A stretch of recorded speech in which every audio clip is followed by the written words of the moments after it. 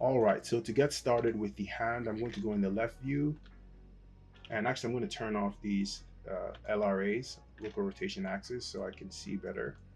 I'm going to move the shoulder joint into the correct location. I'm going to go to the top view, and I think there's a trick I could use over here with the top camera. I think it's clipping plane. Try some larger numbers.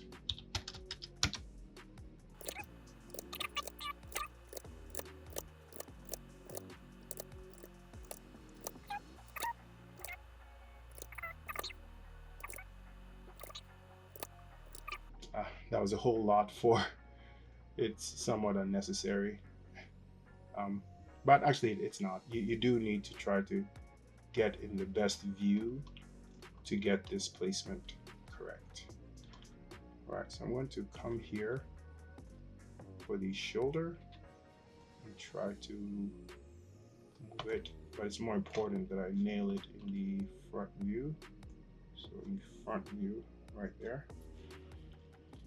And then I'm going to rotate it to make sure that the wrist is about where it should be. Into perspective, and trying to use just one axis of rotation each time. Here, I'm going to switch over to object mode so that I can move it along the axis. Now I'm trying to be careful with this because I want this to stay as straight as possible because I don't want my pole vectors to misbehave. Go to the back view. I'm going to see if I in fact have, yes, I'm around the center of the wrist, and I think this is really good positioning. Fortunately, landed in the right place. I can move this slightly back. Actually, I'm going to hold down the D key and move it because I like where the wrist is. Yeah, the wrist is in a very good position. Make sure I'm in object mode. Move it. Yeah, it seems to have placed everything in a fairly good position. Even the cup joint, this cup joint will help you simulate metacarpals. Like there's a lot more joints than we actually have, and it's about at the right place. So I think now that I have the wrist and the elbow fairly good position, I'm going to move to the fingers. But let me actually grab this, and I'm going to go world, and I'm going to move this slightly like that, and then rotate it just a bit so they're more in the center, I think.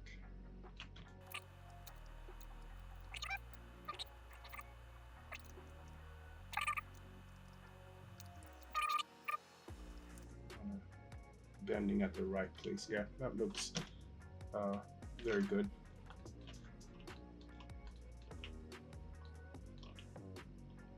I want to go a little bit lower based off of what I'm seeing in the profile.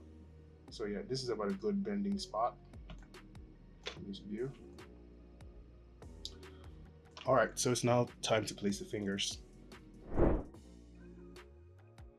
All right, so for the fingers, I'm just going to use a traditional placing approach, which requires you to go into all 4 views. So I'm going to hit the tab key to bring up all 4 views and go into the channel box. And I'll start with the first one. And it's really just a matter of using these 4 views to help you get it right in the center of the mesh. Let me go shading, actually not wireframe shaded, X-ray joints in all of these views. So shading, X-ray joints, shading, X-ray joints. And the point is, it's just so much easier to get them in the right location when you're positioning in every view, every orthographic view. So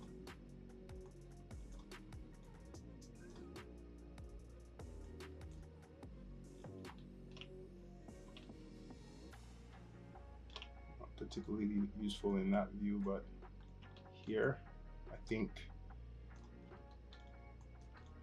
I've gotten good placement. I have to be very careful here to make sure it's at the correct anatomical position. When you place joints incorrectly in fingers, it's very visible. When it bends, it should be bending beyond this fold in the from the inside of the palm. Here, you just want to make sure you're getting it on the knuckle. That's obviously the logical thing to do. And here, I think this one is pretty good. I'm going to reduce the size of these joints because they're being a little disruptive. Okay. Try to get it in the center of the mass from this view. And here,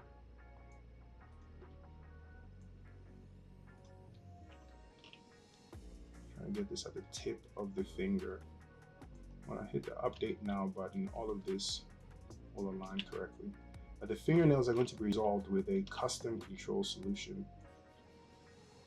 That might not even be a custom skin control, so I'm not worried about them right now. I'm just going to leave this at the tip of the fingers for now, because that is an end joint that will not be skinned to.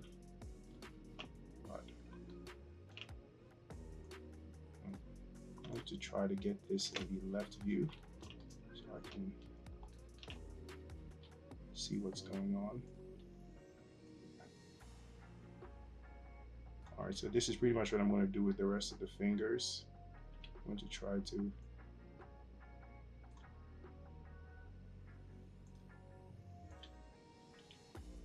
get them in position.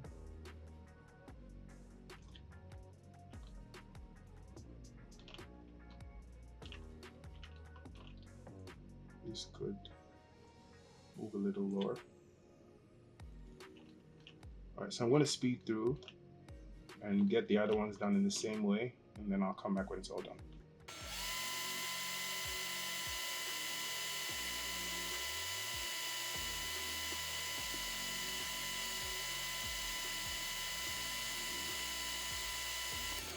Okay, so for the placement of the thumb, I have to be careful because my fingers are oriented in a particular way. I'm going to turn joint axis back on, and if I was to hit update now to get the fingers oriented, you would notice that the Z axis is pointing up and out. So I want to make sure that up and out is the correct up of my thumb. Before I do that though, let me delete this joint chain because you don't need this joint chain since she has only 3 fingers, so I'll delete it and still have our cup joint.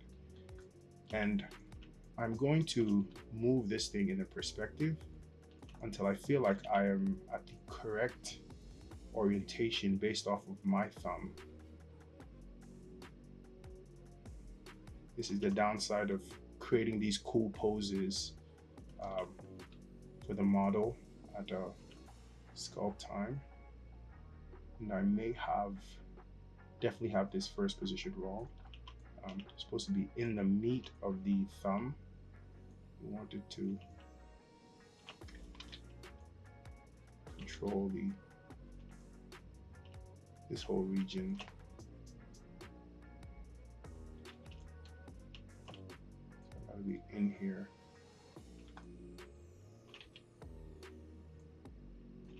And the second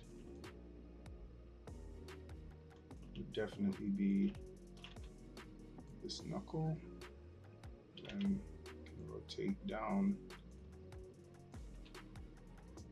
and get the end.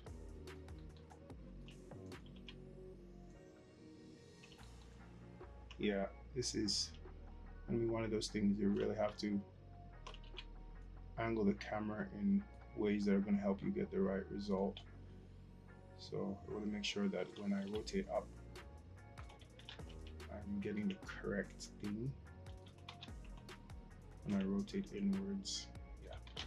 So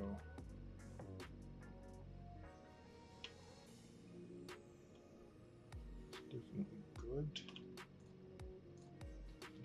to hold down the D key and get this more inside the girth of the thumb.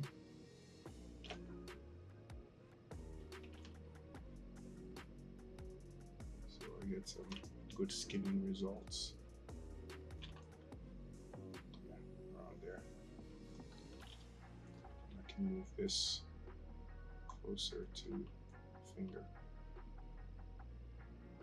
I think I do have that rotation right. Just requires just a little bit of finessing to get that. Perfect. Yeah, that's good enough. That should be good enough. All right, so we'll continue placing the fit skeleton in the next lesson.